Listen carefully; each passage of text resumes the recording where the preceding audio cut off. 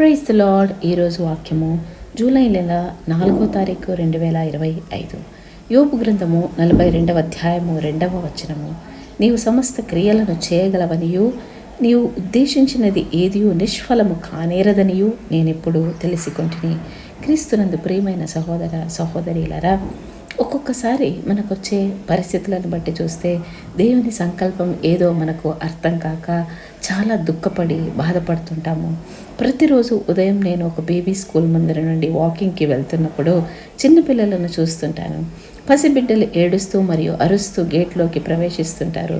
లోపలికి వెళ్ళనని తల్లిదండ్రులతో పోట్లాడి బయటికి పరిగెత్తుతుంటారు.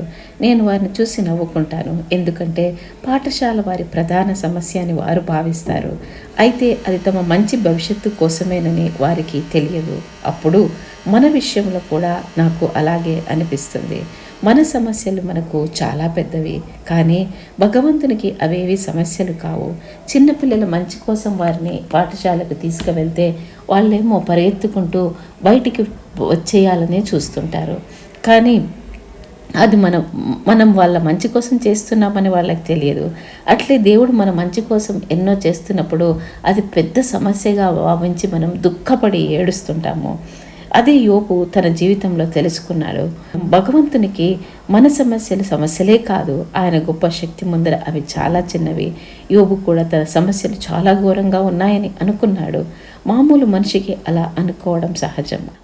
కానీ దేవుడు ఆయన సృష్టి గురించి చాలా ప్రశ్నలు అడిగినప్పుడు యోబుపై వచనాలు చెప్పాడు. దేవుడు అన్ని పనులు చేయగలరు మరియు మన సమస్యలు ఆయనకు చాలా చిన్నవి.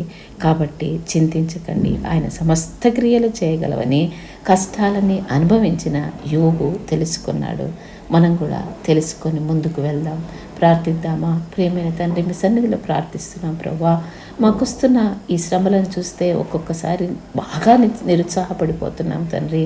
కానీ ప్రభువా, మాకొస్తున్న పరిస్థితులన్నీ మమ్మల్ని మెరుగుపెట్టడానికే, మా మంచికే అని మేము తెలుసుకుని, మీరు అనుకుంటే ఏదైనా చేయగలరు, మీకు అసాధ్యమైంది ఏది లేదని మేము తెలుసుకొని జీవితంలో విజయవంతంగా ముందుకు వెళ్ళే కృప మాకు అనుగ్రహించమని యోబు భక్తునిలాగా మిమ్మల్ని సంపూర్ణంగా తండ్రి అంగీకరించి మీ యొక్క సార్వభౌమాధికారమునకు మేము తల వంచి నమస్కారం చేస్తూ యేసు నామములో ప్రార్థించి పొందినామని నమ్ముచున్నాం తండ్రి.